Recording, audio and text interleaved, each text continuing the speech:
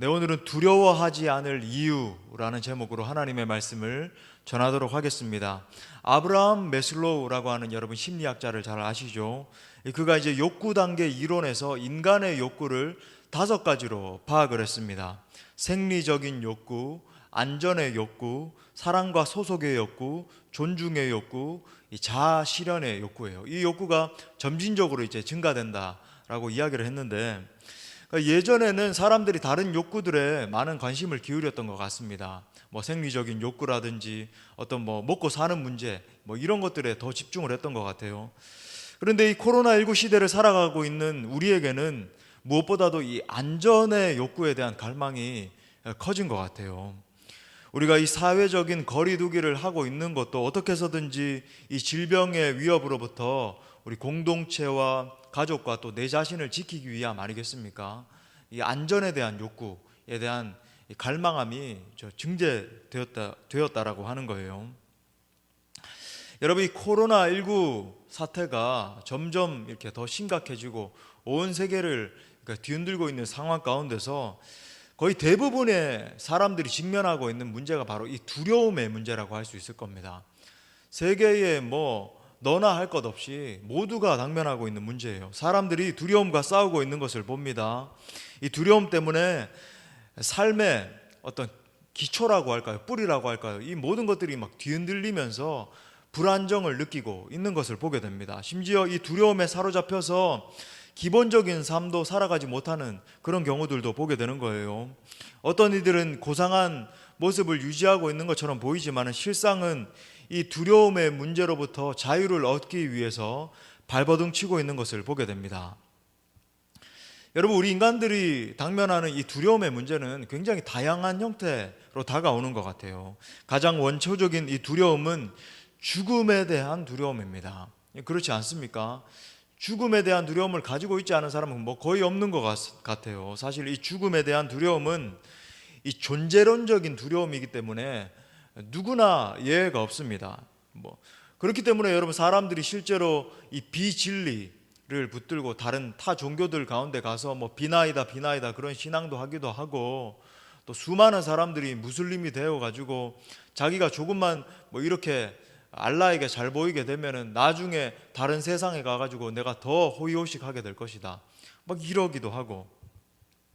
또 여러분, 어떤 면에서 관계적인 두려움이 있습니다. 사람들에게 사랑받지 못하면 어떡하나, 내가 사람들에게 버림받고 이렇게 사랑을 얻지 못하면 어떡하나 하는 그런 두려움이 있는 거예요. 사회생활에서 소외되지 않을까 하는 두려움입니다. 여러분, 겨울철이 되면은 이 중고딩들이 전부 다 하나같이 롱패딩을 입는 그 심리가 뭘까? 하나같이 에벌레처럼 큰 어떤 롱패딩을, 그 색깔도 전부 다 똑같아요, 그죠? 검정색입니다. 간혹 이제 흰색 입는 아이들은 좀 개성을 추구하는 아이들이고, 대부분이 검정색 애벌레 속에 들어가가지고 이렇게 다니는 것을 보게 돼요. 근데 사실 뭐 이거 따뜻해서 입어요 이렇게 이야기를 하지만, 따뜻함은 두 번째로 치고 사실 이 롱패딩을 입지 않으면 내 이 친구들로부터 소외되지 않을까, 혹시나 입지 않으면 유행에 뒤처지는 아이들로 내가 그렇게 비춰져 가지고 이렇게 왕따 당하지 않을까 하는 두려움 때문에 그렇게 하는 겁니다. 여러분, 그거 아십니까? 이 현대의 마케팅 이론이 있잖아요. 사람 어떻게 하면 이 구매 욕구를 충족시켜서 더 많이 사게 할 것인가, 이 마케팅 이론의 이 기초에 뭐가 들어있냐면 사실 이 두려움을 자극하는 게 들어있어요. 광고를 보면 대부분 이런 겁니다. 이 제품을 사지 않으면 당신은 소외당하게 될 수도 있어. 이 제품을 구매하지 않으면 유행에 뒤처진 것이기 때문에 사람들로부터 버림받을 수도 있어 라고 하는 그런 어떤 심리를 자극해가지고 구매 욕구를 더 높이는 겁니다. 그래서 여러분, 사람들이 이렇게 물건을 딱 사놓고 보면은, 많은 주부들 그런 거 느끼시죠? 사놓고 보면 에이, 사실 내가 이거 별로 쓰지도 않을 텐데, 근데 여러분 보세요. 그 광고에 나오는 장면을 보면은 내가 이거 당장 사지 않으면 야, 이거 큰일 나겠다, 정말 나에게 필요한 것이다. 근데 막상 사놓고 보면은 별로 쓰지도 않고 곰팡이 끼고 뭐 그렇게 해서 버리고 그러지 않습니까? 또 여러분, 이 사람들의 마음 가운데 실패에 대한 두려움도 굉장히 크다는 것을 볼 수 있어요. 뭐 공부를 한다든지 취업을 준비를 한다든지 아니면 뭐 사업을 한다든지, 특별히 여러분 이 사업을 하는 분들이 이런 이렇게 두려움이 클 수 있는데, 혹시 내가 실패하지 않을까? 혹시 내가 정말 이렇게 해나가다가 미래에 이렇게 넘어지지 않을까 하는 그런 두려움이 있는 겁니다. 실패에 대한 두려움. 여러분, 그런데 이 두려움이라는 게 참 무서운 거예요. 이 두려움을 극복하지 않으면 우리의 마음 가운데서부터 이 정서적인 장애가 일어나기 시작합니다. 여러분, 이 많은 정신적인 질병의 원인에는 두려움이 있다라고 하는 거예요.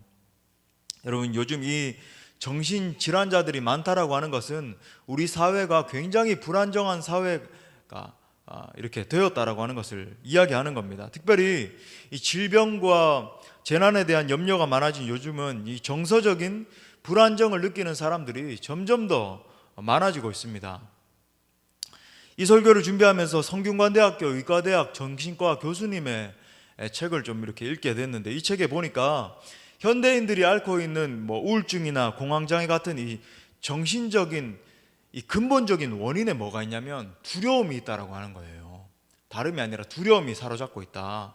가령 이 트라우마가 될 만한 사건이나 이 사고를 당한 다음에 종종 이제 소수의 사람들이 그걸 잘 이겨내는 경우들이 있습니다. 그걸 이겨낸 다음에 그걸 승화시켜서 더 어떤 담대한 사람으로 이렇게 서는 사람들이 간혹 소수가 있는 거예요. 근데 대부분의 경우에, 많은 경우에 이 트라우마를 겪고 나서 이 외상 후 스트레스 장애 그러잖아요. 그죠? 그런 것들을 겪게 되는데, 이것이 이제 반복적으로 쌓이게 되면 이 도파민이라든지 세로토닌 같은 이 신경 전달 물질의 불균형이 일어나기 시작한다는 거예요.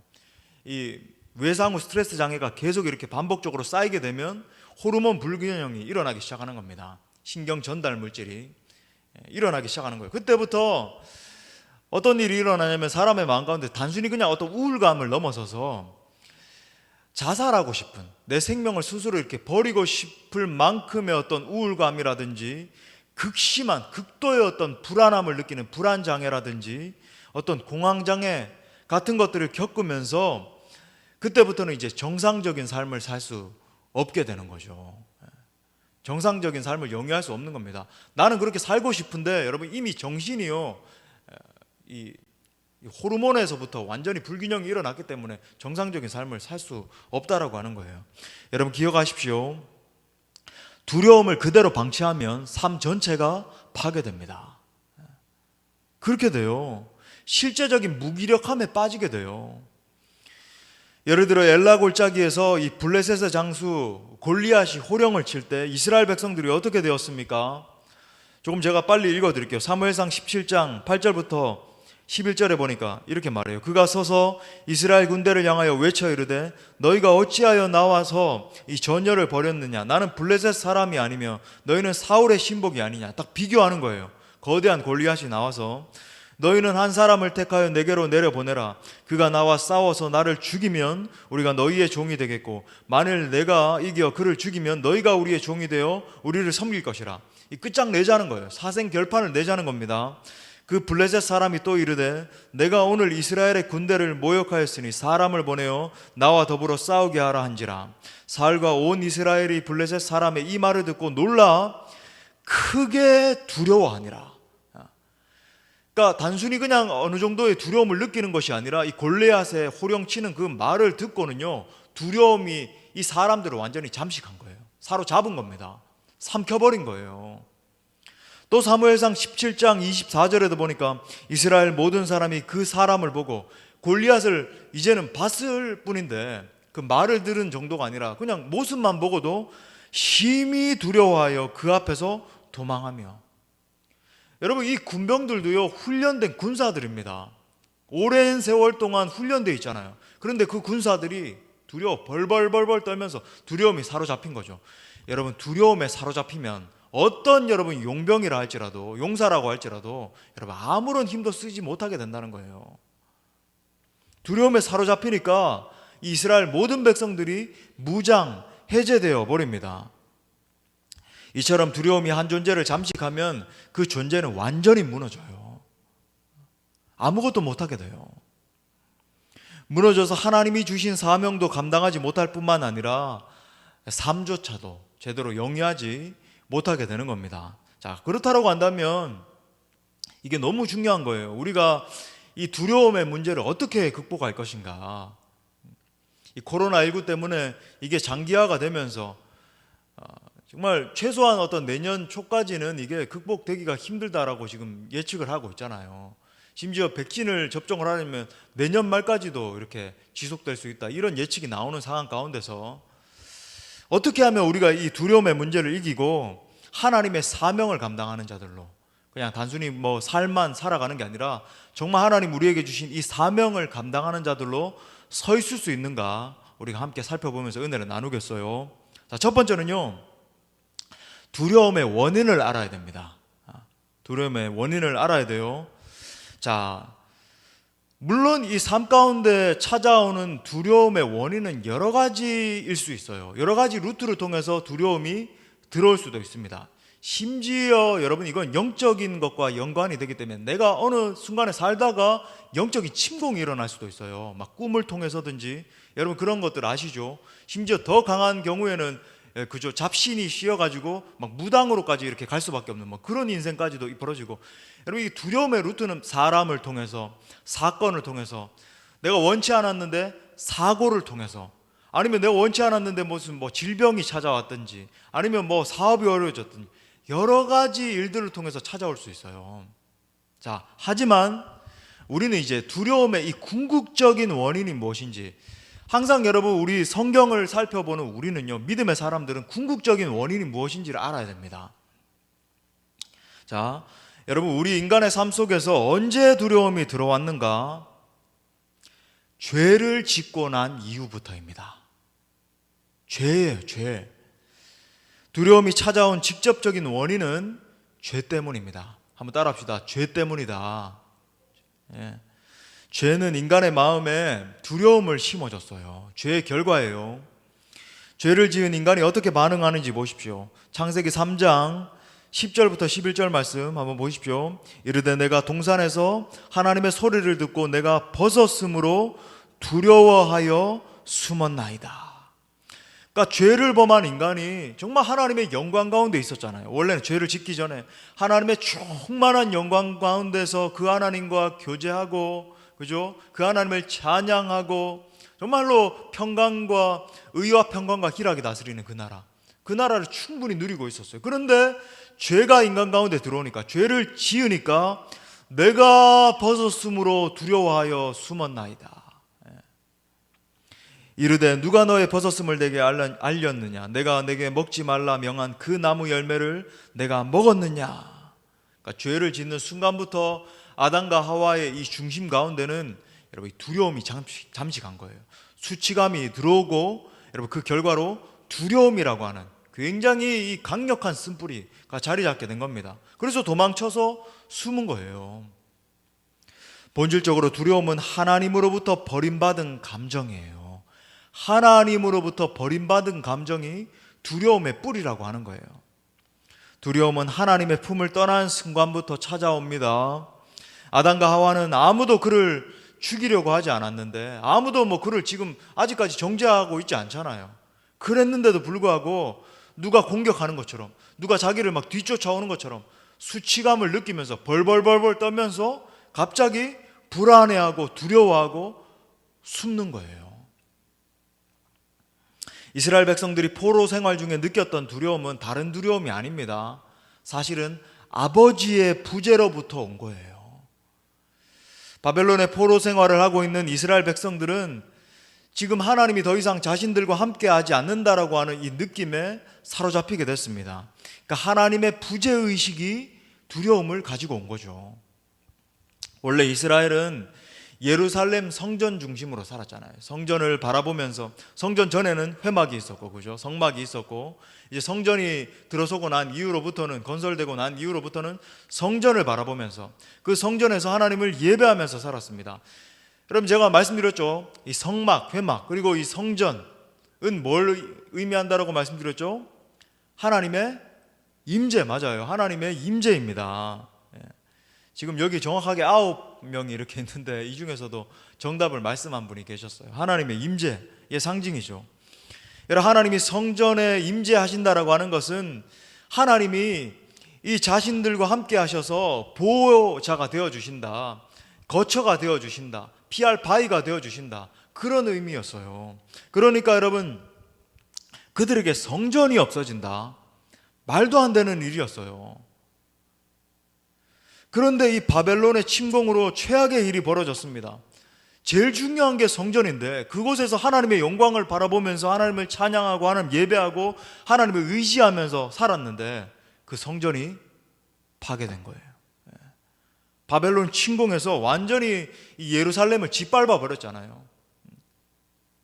느헤미야가 그렇게, 예레미야 선지자가 그렇게 울면서 경고했던 것처럼 완전히 폐허가 돼가지고 연기가 막 올라가고 있고 소망이 보이지 않는 그런 상태, 황폐해진 상태, 눈물밖에 나지 않는 그런 상태. 그리고 1차, 2차, 3차에 걸쳐서 밧줄에 꽁꽁 묶여가지고 이 이스라엘 백성들이 포로로 질질질질 끌려가고, 여인들이 짓밟히고 아이들이 완전히 유린당하고 비참한 상태가 벌어지게 되잖아요. 심지어 여러분, 이 바벨론이 얼마나, 이 성경의 예언이 이루어진 거지만 얼마나 심각하게 이스라엘 백성들을 짓밟았냐면 성전 안에 있던 그 기물들까지도 하나하나 다 빼버렸어요. 다 빼갔습니다. 그러니까 씨를 말려버린 거죠. 하나님의 임재의 상징이라고 뭔가 기대감을 가질 수 있는 그런 거라고는 완전히 다 사라져버린 그런 상태가 돼버린 거예요. 이스라엘 백성들에게 이 성전에서 멀어지게 됐다, 성전이 파괴됐다라고 하는 것이 무슨 의미입니까? 하나님의 부재를 상징하는 거예요. 아버지의 부재입니다. 그러니까 하나님이 자기 자신들을 떠났다라고 생각하니까 두려움에 사로잡힌 거죠. 말 그대로 종의 상태가 된 겁니다. 아무런 힘도 발휘하지 못하는 거예요. 사명을 감당한다, 하나님 나라를 꿈을 꾼다, 뭐 부흥을 바라보고 막 하나님을 뜨겁게 예배하고 사람들을 전도하고 이런 선순환이 일어나는 게 아니라 하나님이 떠났다, 하나님이 부재하신다, 하나님이 나와 함께 하시지 않는다라고 여겨지는 그 순간부터 사명이 사라지고 완전히 두려움에 사로잡혀서 벌벌 떠는 인생으로 그렇게 되는 거죠. 여러분, 이 영적인 구도가 보이십니까? 하나님의 임재가 함께 하실 때 하나님이 나와 함께 하신다는 거죠. 그죠? 그 하나님의 임재, the presence of God, 그게 함께 있을 때는 어때요? 충만히 함께 하는 거죠. 평안합니다. 기쁨이 넘치는 상태가 되는 거예요. 사명 감당할 수 있어요. 어떤 상황과 환경이 닥쳐온다 할지라도 두려워하지 않을 수 있게 되는 겁니다. 그런데 하나님의 임재가 떠나가고 하나님의 부재 상태에 있을 때는 어떻게 되죠? 두려움이 나를 찾아오기 시작하는 거예요. 충만함이 아니라 공허함이 찾아오기 시작하는 겁니다. 떨게 되는 거예요. 수치감이 있는 거예요. 사명 감당하지 못합니다. 정말 뭐 존재 자체가 비참하다 그럴까요? 그런 상태가 되는 거죠. 여러분, 이처럼 죄는 하나님의 임재를 뺏어가고 결국 모든 것을 파괴시키고 마는 거예요. 자, 그렇다면 질문입니다. 여러분은 어떻습니까? 현재 여러분 각자의 삶을, 여러분의 중심을 살펴보셔야 돼요. 아, 코로나 확진자가 또 몇 명이 나왔네, 어떻게 되네, 방역 당국이, 그게 아니라 여러분, 그거보다 훨씬 더 지금 중요한 건 뭐냐면요, 이 고립의 상태에 있으면서 여러분의 상태, 여러분의 이 삶의 상태, 여러분의 내면의 상태, 여러분이 하나님과 영적인 어떤 관계에 있는가의 그 상태에 직면하는 것, 그것을 돌아보는 것이 무엇보다 중요한 거예요. 여러분은 어떻습니까? 나도 모르게 두려움을 이기기 위해서 무엇인가 끊임없이 노력하고 발버둥 치고 있는 상태에 있지 않습니까? 사람들에게 따돌림 받지 않기 위해서 쫓기는 삶, 뭔가 불안한 그런 삶 살고 있지 않냐는 거예요. 여러분의 삶에 참된 만족과 충만이 함께하고 있습니까? 분명한 것은 눈에 보이는 어떤 것도 두려움을 제거해 줄 수 없다라고 하는 겁니다. 세상에 안전한 곳이 하나도 없고 세상에 어떤 것도 이 두려움의 문제를 해결해 줄 수 없습니다. 자, 그렇다면 어떻게 이 무서운 두려움의 문제를 해결할 수 있을 것인가? 정말 어떻게 우리가 다시 일어날 수 있을 것인가? 자, 두 번째는요, 우리가 두려워하지 않을 유일한 이유는 하나님입니다. 우리가 두려워하지 않을 유일한 이유는 하나님이에요. 자, 자, 우리의 삶에서 가장 안전한 곳은 오직 한 곳밖에 없습니다. 바로 하나님의 품입니다. 아버지의 품이에요. 우리를 사랑하시는 분, 그분의 품입니다. 하나님 안에 있을 때 우리는 가장 안전할 수 있어요. 시편에 보면 다윗이 자주 하는 고백이 있습니다. 바로 여호와는 나의 피난처이십니다. 여호와 is my shelter. 주님 나의 피난처이십니다. 왜 그렇게 고백했을까요? 실제로 다윗이 위급한 상황에 처했을 때마다 사울이 쫓아오고 엔게디 광야에서 정말 그 추운 광야, 별밖에 보이지 않는 두려움에 떠는 그런 광야에서 동굴에 숨어 있을 때 그는 자주 하나님 그 품 가운데로 달려갈 수밖에 없었던 거예요. 왜냐하면 의지할 것이 하나도 없잖아요, 그 광야에서. 그러니까 하나님의 품으로 달려갔던 겁니다. 추운 그 사막의 그 정말 밤 가운데서 하나님의 품으로 달려갔다. 그 광야에서 홀로 비파와 수금을 치면서 밤새도록 하나님을 찬양했던 겁니다. 다윗이 참 잘했던 게 하나님 찬양하는 거였잖아요. 지금으로 따지면 기타를 치면서 하나님을 찬양했다고 할까요? 그렇게 기타를 연주하면서, 그죠? 밤새도록 하나님을 찬양했던 거예요. 하나님의 음성을 듣고자 기도하면 귀를 기울이시고 내 기도를 들어주신다네. 새 노래로 부르자 하나님 사랑을. 밤새도록 기타를 치면서 비파와 수금을 치면서 그렇게 하나님을 찬양하는 가운데 뭘 했을까요? 아버지의 품으로 달려간 거예요. 하나님의 품으로, 하나님의 임재 안으로 달려간 겁니다. 그때마다 이 세상과 환경이 가져다 주지 못하는 이 하나님만이 주실 수 있는 크신 위로와 평강이 다윗을 덮은 거예요.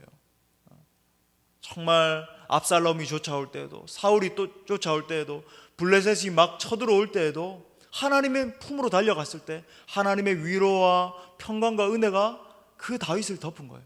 아들아, 내가 너를 사랑한단다.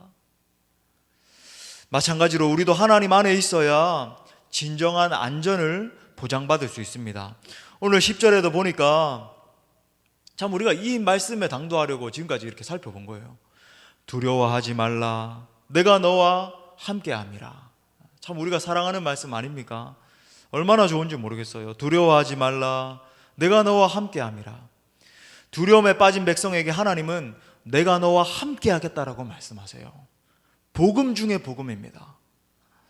본문을 보면 두려워하지 말라는 말씀이 여러 번 반복되는 것을 볼 수 있어요. 그런데 여러분 보십시오. 이 이사야서 외에도 두려워하지 말라는 말씀 뒤에는 내가 너와 함께 하겠다라고 하는 말씀이 자주 따라온다라고 하는 것을 우리가 볼 수 있습니다. 마치 두려움에 떨고 있는 아이를 부모가 넓은 품으로 이렇게 안아주면서 무서워하지 마, 이제 괜찮아, 그렇게 이야기하는 것과 같아요. 저도 이번 주에 참 이렇게 계속 날씨가 좋지 않은 이 시즌을 우리가 한참 보냈잖아요. 막 천둥과 번개가 치는데 저희 아이들이 이렇게 저에게 달려오는 겁니다. 이렇게 막 달려오면요, 제가 이렇게 안아주면서 무서워하지 마, 아빠가 지켜줄게, 막 그렇게 이야기를 했어요. 마치 그런 것처럼 자주 하나님이 우리를 안아주면서 그렇게 말씀해 주시는 거예요. 이어서 이렇게 말씀하십니다. 놀라지 말라, 나는 내 하나님이 됨이라. 내가 너를 굳세게 하리라. 참으로 너를 도와주리라. 참으로 나의 의로운 오른손으로 너를 붙들리라. 너무나 은혜로운 하나님의 음성입니다. 사랑하는 아들아, 사랑하는 딸아, 너는 혼자가 아니야. 지금 이곳에 내가 너와 함께하고 있단다. 천지를 창조하신 이 능력의 하나님께서 지금 이렇게 말씀하시는 겁니다. 사랑하는 여러분, 두려움에 대한 우리 하나님의 처방이 무엇입니까? 바로 그분의 함께 하심입니다. 하나님을 떠난 인간에게 찾아온 이 두려움의 문제는 오직 하나님만 해결하실 수 있는 거예요. 그런 우리에게 하나님이 함께 하시겠다는 겁니다. 하나님이 함께 하시는 순간부터 여러분 두려움은 사라질 줄 믿습니다. 성경에 수많은 약속들이 있지만요, 이보다 더 은혜로운 말씀은 없는 거예요. 내가 너와 함께 하겠다. 여러분, 우리가 믿는 하나님은 말씀만 하시고 실행하지 않는 분이 아닙니다. 신실하신 하나님이잖아요. 우리와 함께 하시겠다라고 말씀하신 그 하나님이 그걸 어떻게 실행하셨는지 아십니까? 예수 그리스도의 다른 이름이 임마누엘이에요. 임마누엘이 뭡니까? 하나님이 우리와 함께 하신다. 하나님이 우리와 함께 하신다. 우리와 함께 하시겠다라고 약속하신 그 하나님께서 그와 똑같은 아들을 이 땅 가운데 우리에게 보내주신 거예요. 다시 말해 우리에게 예수 그리스도를 주셨다라고 하는 것은 내가 너와 함께 하겠다라고 약속하신 그 하나님의 성취인 거예요. 약속의 성취예요. 그 예수님이 부활 승천하시면서 또 제자들에게 하신 이 대위임령의 마지막 말씀도 뭐였죠? 마태복음 28장 20절에 우리 같이 읽겠습니다. 시작. 내가 너에게 분부한 모든 것을 가르쳐 지키게 하라. 볼지어다 내가 세상 끝날까지 너희와 항상 함께 있으리라 하시니라.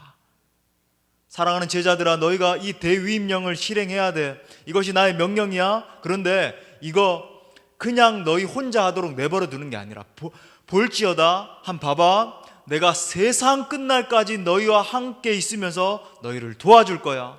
너에게 능력을 줄 거야. 너희를 지켜줄 거야. 너희를 인커리지 해줄 거야. 격려해주고 위로해주고 일으켜 세워줄 거야. 할렐루야. 하나님이 우리와 함께 하신다라고 하는 이 메시지는요, 그런 의미에서 성경을 꿰뚫는 메시지예요. 하나님 창조하시면서도 내가 너희와 함께 하고 싶어서, 우리와 교제하고 싶어서 창조하신 거예요. 인간이 타락했을 때 슬퍼하시면서 뭐라고 이야기하셨습니까? 내가 너희와 함께 하고 싶어서 이 언약을 맺는 거야. 너희는 나를 따르게 되고 나는 너희의 하나님이 되고, 그것이 언약의 핵심이잖아요. 인간이 범죄해서 구약 성경 내내 하나님을 배반할 때에도 내가 너희와 함께 하고 싶어서 저 하늘을 가르고 이 땅 가운데 내려오신 분이 바로 임마누엘 예수 그리스도시잖아요. 그리고 승천하실 때에도 뭐라고 말씀하신다고요? 내가 너희와 함께 있을 거야. 여러분, 주님 다시 오십니다. 할렐루야. 그 다시 오시는 주님의 목적도 무엇입니까? 영원히 우리와 함께 사시기 위해서. 여러분, 하나님이 우리와 함께 하심, 이것이 여러분 복음 중에 복음이에요. 여러분 보십시오. 하나님은 우리의 환경이 바뀌게 된다라고 말씀하시지 않으셨어요. 어려운 현실이 닥칠지라도 내가 너희와 함께 하겠다라고 하는 겁니다. 그래서 너의 어려움이 더 이상 문제가 되지 않을 거라고 말씀하시는 거예요. 힘들고 시련이 왔을 때에 그것을 내가 곧장 제거해 줄 거야. 너희가 그 시련으로부터 곧장 탈출하게 될 거야. 그렇게 말씀하시는 게 아니라 내가 너와 함께 할 거라고 말하는 거예요. 시편 23편 4절에서도 내가 사망의 음침한 골짜기로 다닐지라도 해를 두려워하지 않을 것은 뭐라 그래요? 주께서 나와 함께 하심이라. 사망의 음침한 골짜기에 다닐 때에 그것으로부터 내가 즉각적으로 너를 건져내 줄 거야. 그게 아니라 그런 상황 가운데서 주께서 나와 함께 하신다라고 말씀하는 겁니다. 우리의 생각에는 하나님이 내 어려움에서 당장 이렇게 건져주시는 것이 더 좋은데, 좀 이 어려움 당장 가져가 주시면 좋겠는데, 그렇게 생각할 수 있겠지만 여러분, 하나님이 우리와 함께 하시는 것만큼 더 확실한 구원 방법은 없는 거예요. 상황은 수없이 바뀌어서 여러분 밀려옵니다. 여러분 보세요. 우리 인생이 그렇잖아요. 얼마나 어려운 상황들이 계속 밀려와요. 여러분 어떤 상황 가운데서도요, 그런 상황이 닥쳐온다 할지라도 근데 하나님이 우리와 함께 하신다면 아무 문제 없는 거예요. 평안히 거할 수 있는 겁니다. 여러분 요셉의 생애를 한번 보십시오. 요셉이 계속 고난과 어려움 가운데 처해 있었잖아요. 정말 눈물 없이는 읽을 수 없는 스토리가 이 요셉의 스토리 아닙니까? 그런 어려움 가운데 있었지만 성경은 그의 생애에 대해서 이렇게 말합니다. 창세기 39장 23절 중반절에 보니까 이는 여호와께서 요셉과 함께 하심이라. 요셉과 함께 하심이라. 그 어려운 상황 가운데 여호와께서 그를 범사에 형통하게 하셨더라. 하나님이 함께 하시기 때문에 얼마나 어려운 상황 가운데 통과하고 있는 그 와중에도 주님 뭐라고 평가하시냐면 요셉이 형통했다라는 거예요. 요셉의 삶이 형통했다는 겁니다. 우리 눈은 당장 이 상황밖에 바라볼 수밖에 없어요. 그래서 내 상황 가운데 당장 이 당면한 어려움이 있으면 어떻게 해서든지 이 어려움에 벗어나고 싶고, 이 어려움 때문에 정말 죽을 것 같고, 내 목이 막 조여오는 것 같고. 그렇지만 여러분, 하나님은 우리 인생 전체를 조망하는 분이십니다. 요셉 인생 전체를 바라보시면서 너는 절대로 불행한 자가 아니야, 너는 실패하고 있는 자가 아니야, 너는 형통한 자야 말씀하시는 거예요. 그러므로 여러분, 형통의 기준은 딱 하나입니다. 지금 현재 하나님께서 내 삶에 함께하고 계시느냐. 내가 지금 인생길 가운데 어려움이 내 삶을 막 둘러 진치고 있는 것 같이 보인다 할지라도 하나님이 나와 함께 계시기만 한다면, 그 전능자가 나와 함께 하시기만 한다면 여러분, 그 삶은 형통한 삶인 줄 믿습니다. 그러므로 여호와께서 함께 하신다는 그 믿음을 가지고 살면 오늘 우리가 당면한 이 절망적인 사건들 때문에 두려워하지 않게 돼요. 자녀의 문제, 이 직장과 사업의 문제, 건강과 미래에 대한 걱정들 알고 있어요, 여러분. 그런 것들이 닥쳐오면요, 쉽지 않다는 것. 참 그런 문제들이 당장 이렇게 닥쳐오면 눈물이 나고 마음이 막 답답하고, 이걸 어떻게 하면은 세상의 유력자와 좀 상의해가지고 내 마음을 좀 풀어볼까, 해결해볼까, 그런 마음 든다는 것도 여러분 알고 있어요. 여러분 보십시오. 근데 그 현실만 주목하면요, 절망이 찾아올 수밖에 없습니다. 낭망에 내가 완전히 휩싸일 수밖에 없어요. 그게 반복되다 보면 여러분 보세요, 두려움이 내 마음을 완전히 잠식하게 돼요. 제가 아까 초두에 말씀드린 것처럼 심리적인 병이 찾아오고 그게 반복이 되면서 호르몬의 불균형이 일어나서 이건 나중에는 이게 도저히 내가 이길 수 없는 그런 상태가 된다니까요. 내버려 두면 안 되는 겁니다. 여러분, 현실은요, 보세요, 이걸 반드시 아셔야 돼요. 그래도 현실을 자꾸 바라보고 뭐 대비도 하고 해야죠. 근데 여러분, 현실은 끊임없이 우리 인생 가운데 계속 불안을 가져다주고 낭망을 가져다주고, 여러분 보세요, 노후를 생각하면서 계산기 이렇게 계속 두드려 보십시오. 죽어요. 어떤 목사님 설교 가운데 그러더라고요. 내 노후 어떡합니까? 막 그렇게 자꾸 걱정하면서 기도하고 있으니까 하나님이 그 목사님 표현 그대로 옮깁니다. 야 임마, 너 지금까지 네가 걱정해가지고 지금까지 걸어왔냐? 딱 그러시더라는 거예요. 하나님 그렇게 욕도 하시는 하도 못 깨닫고 자기 노후 걱정, 목회를 열심히 해야 되는데 노후 걱정하고 있으니까 야 임마, 너 지금까지 너 걱정해가지고 지금까지 왔냐? 그러시더라는 거예요. 여러분 보세요, 현실 바라보고 뭐 계산기 두드리고 있고 이러면요, 못 삽니다. 두려움 때문에, 낭망 때문에 못 살아요. 믿음의 사람의 태도가 아니라고 하는 겁니다. 여러분, 만약 우리가 하나님 외에 다른 어떤 것들로 두려움의 이 문제를 극복하려고 하면요, 문제는 더 심각해질 것입니다. 어떤 면에서 내 안전을 위해서 자꾸 인간적인 노력을 반복하고 계산기 두드려서 미래를 이렇게 대비하고 이거는 어떻게 하면 되고, 이 내 머리 굴리고 있는 건요, 불신앙이에요. 신앙인의 태도가 아닙니다. 열심히 살지 말라는 그런 이야기가 아니죠. 현실 속에서 열심히 살되 여러분 맡기지 못하는, 계속 이 불안을 느끼면서 염려를 느끼면서 그러고 있는 상태를 이야기하는 거예요. 여러분 불신앙이라고 하는 거죠. 여러분, 이 신앙생활에서 두려움의 문제는 아주 중요한 주제입니다. 그리스도인들이 두려움을 극복하지 않으면 말씀에 온전히 순종하는 삶을 살 수도 없습니다. 믿음의 삶을 살려면 두려움의 감정을 넘어서야 되는 거예요. 아브라함이 하나님의 부르심을 받고 본토 친척 아비 집을 떠날 때에는요, 이 두려움이라고 하는 감정을 이겨냈어야 되는 거예요.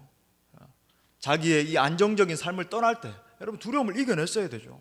모세가 바로 앞에 설 때에 얼마나 두려웠겠습니까? 바로는 당시 최고의 권자에 앉아있던 사람이고 자기 자신은 40년 동안 격리돼가지고 양들과 함께 대화하면서 그렇게 아무 능력도 없이 다 뭐 따르는 사람도 없이 그렇게 벌거숭이처럼 돼버렸는데 얼마나 두려웠겠습니까? 두려움을 이기지 않고서는 바로 앞에 설 수 없었던 거예요. 이스라엘 백성들이 저 멀리 배우는 어떤 정말 믿음으로 또 취해야 됐지만은 가나안 땅을 바라보면서 요단강을 앞에 두고 있었습니다. 요단강을 바라볼 때에 여러분 이제 끝났다. 뭐 지금까지 하나님 인도에 오셨는데 어떻게 이 큰 강을 이렇게 건너나 이렇게 생각하기 시작했으면요, 두려움에 사로잡혔으면 그들은 믿음으로 요단강에 발을 내딛지 못했어요. 믿음으로 두려움을 극복하고 먼저 믿음으로 발을 내디뎠을 때에 요단강이 갈라진 거죠. 한마디로 여러분, 이 두려움을 극복하는 것은 사명을 감당하는 것과 밀접하게 연결되어 있습니다. 하나님께서 내게 주신 사명 감당하려면 반드시 두려움을 극복해야 됩니다. 할렐루야. 이런 우리에게 아버지가 찾아오셔서 오늘 말씀하는 거예요. 두려워하지 말라. 놀라지도 말아라. 내가 너와 함께 하겠다. 내가 참으로 너를 도와줄 거야. 참으로 나의 의로운 오른손으로 너를 강하게 붙들어 줄 거야. 사랑하는 여러분, 우리의 삶에 아버지가 찾아오시면 모든 두려움은 끝난 줄로 믿습니다. 하나님과 함께 두려움을 극복함으로 말미암아 반드시 크게 승리해서 여러분 사명 감당하는 모두가 될 수 있기를 간절히 축복합니다. 마지막 세 번째로는요, 두려움을 극복하기 위해서 세 번째, 하나님을 가까이 하라는 거예요. 또 한번 따라 합시다. 하나님을 가까이 하라. 자, 내가 너희와 함께 하겠다라는 이 하나님의 약속을 붙드는 것과 동시에 중요한 것은요, 우리가 하나님을 붙드는 거예요. 마치 이 혈루병 앓던 여인처럼 내가 믿음으로 손을 내밀어서 하나님을 꽉 붙드는 겁니다. 여러분, 이 두려움의 문제는 하나님과의 관계의 관점에서 접근하지 않으면 풀리지 않는 겁니다. 두려움 극복의 관건은 하나님과의 거리예요. 하나님으로부터 멀어지면 두려움이 몰려오지만 하나님과 가까이 하면 가까이 할수록 두려움은 점점 떠나가는 것입니다. 여러분, 소년 다윗이 어떻게 장수였던 골리앗을 이길 수 있었습니까?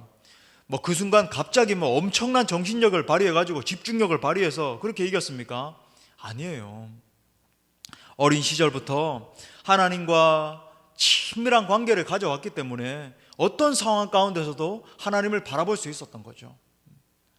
광야에서부터, 그죠?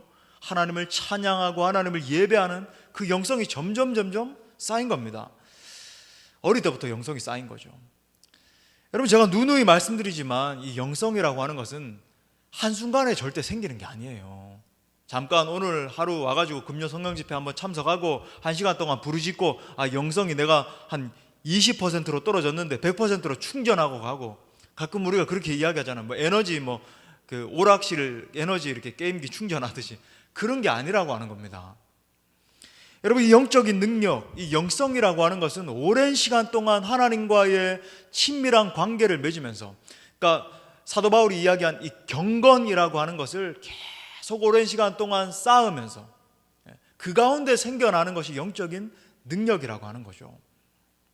여러분, 하나님과 친밀하면 어떤 사건이나 대상으로부터도 주눅들지 않게 됩니다.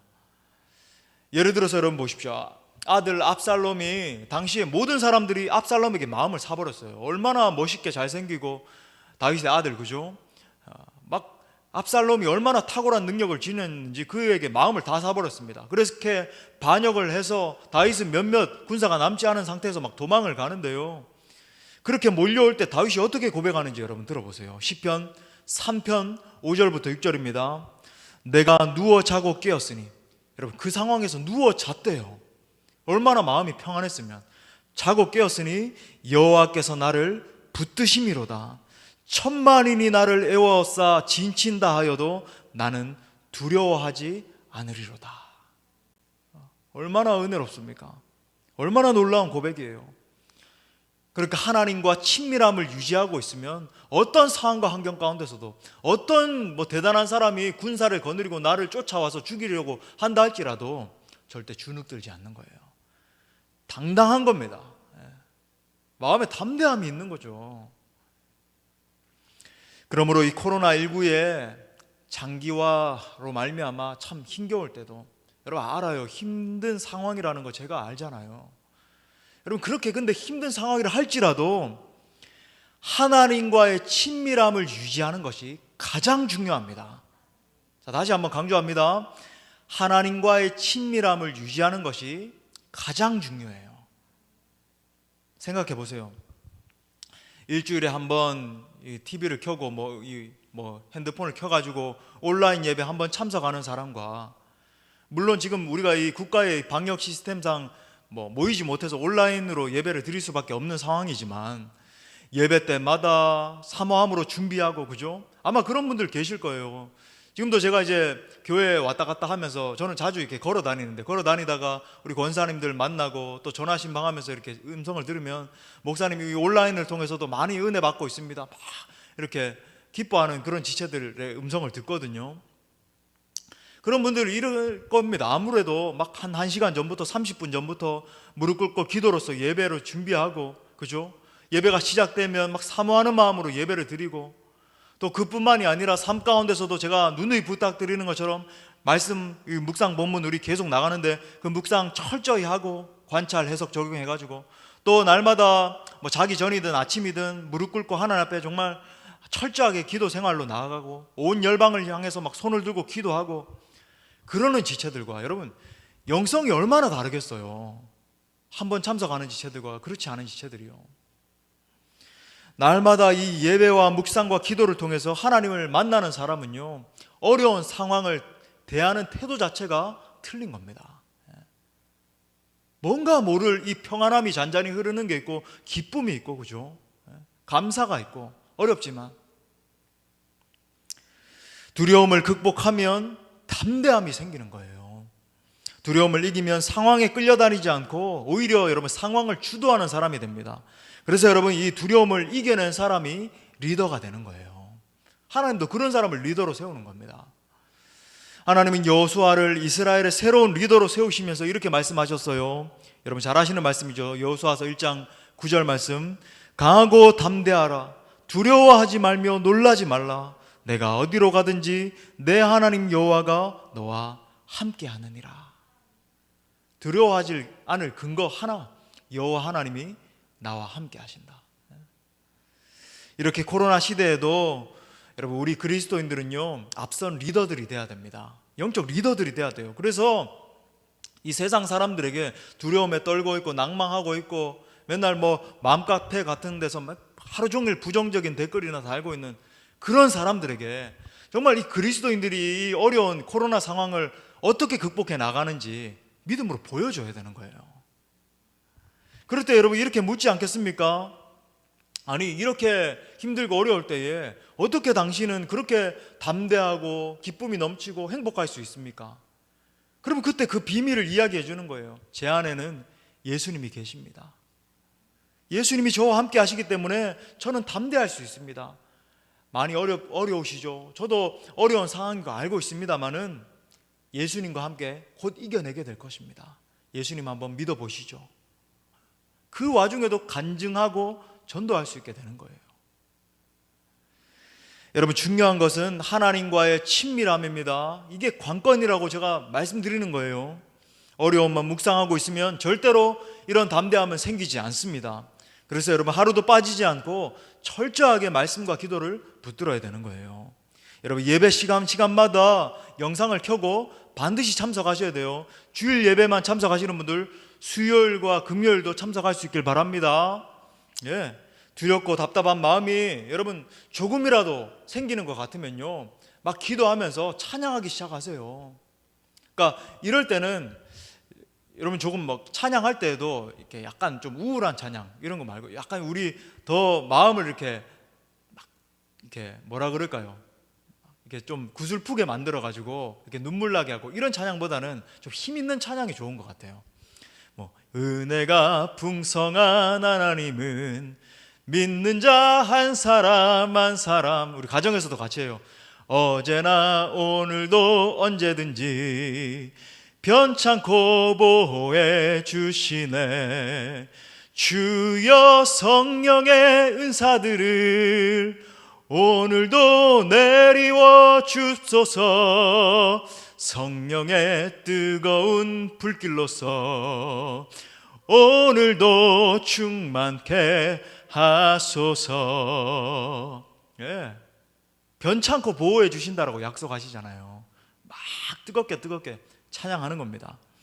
이렇게 주님께서 나와 함께 하신다는 것을 확신할 수 있으면 어떤 상황에서도 두려워하지 않고 승리할 수 있습니다. 할렐루야. 말씀의 결론을 맺겠습니다. 두려움을 가만히 내버려 두면 이 영적으로 육적으로 정서적으로 다 깨어져서 여러분 정상적인 삶도 살 수 없습니다. 그래서 여러분, 결국 하나님이 쓰실 수가 없게 되는 거예요. 사단이 노리는 지점이 항상 이거예요. 우리의 무장해제하는 것, 무력화시키는 것. 그러므로 이 두려움을 극복하는 길은 아버지의 부재로부터 일어난 일임을 우리가 깊이 인식하고 아버지 되신 하나님을 붙들어야 합니다. 그렇게 나와 함께 하시는 하나님이 나의 피난처가 되시고 나의 반석이 되시고 내 삶의 보호자가 되실 때에 두려움이 떠나가는 것입니다. 여러분, 두려움 자체와 싸우면요, 우리는 이길 수 없어요. 어떻게 하면 이 두려움을 이겨내볼 것인가, 두려움 극복 방법, 책도 사보고 그래가지고는 절대 이길 수 없어요. 우리가 두려움을 이길 수 있는 유일한 길은 하나님께 피하는 길입니다. 하나님 아버지의 품으로 달려가는 거예요. 하나님께서 나와 함께 하신다는 것을 조금도 의심하지 않는 것입니다. 우리 예수님 약속하셨어요. 내가 세상 끝날까지 너희와 항상 함께 있으리라. 이 말씀을 붙들면 나를 공격하던 모든 세력이 힘을 잃게 될 것입니다. 예수님께서 대신 싸워주시니까 여러분, 우리가 싸울 필요가 없이 그분께로 피하기만 하면 되는 거예요. 사랑하는 여러분, 하나님이 나와 함께 하신다는 사실을 여러분 절대로 의심하지 않을 수 있기를 바랍니다. 또 철저한 경건과 예배 생활로 이번 한 주 살아가시면서도 하나님께 가까이 나아갈 수 있기를 바랍니다. 아무쪼록 임마누엘의 하나님이 여러분과 함께 하심을 신뢰함으로 말미암아 두려움을 이기고 담대히 승리할 수 있는 우리 사랑하는 모든 지체들 될 수 있기를 간절히 축원합니다. 아멘. 우리 말씀을 주신 하나님께 우리 영광의 박수 올려드리겠습니다. 우리 자리에서 일어나셔서 우리 다윗의 고백으로 우리 노래해요. 내가 누구를 두려워하겠습니까? 주님 나의 생명의 피난처시니까 나는 주님을 찬양하겠습니다. 우리 담대히 고백합시다.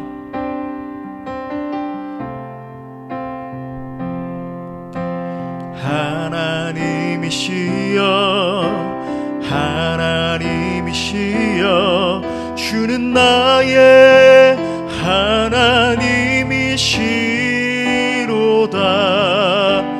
나의 몸과 마음 주를 갈망하며 이제 내가 주께 고백하는 말 여호와는 나의 힘이요 여호와는 나의 구원이시니 내가 누구를 두려워하리요.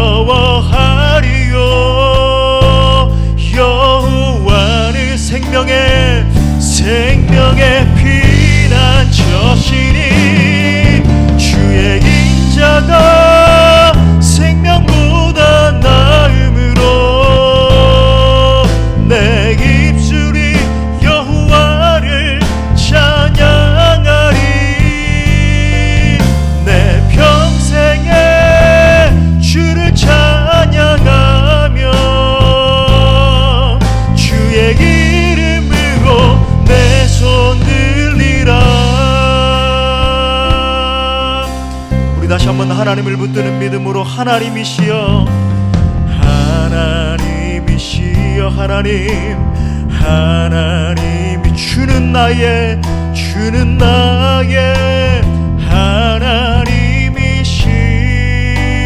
하나님이시로다. 나의 몸과 마음 주를 갈망하며 이제 내가 주께 고백하는 말 여호와는 나의 힘이요 여호와는 나의 구원이시니 내가 누구를 두려워하리요. 여호와는 생명의 피난처시니 주의 인자가 생명보다 나음으로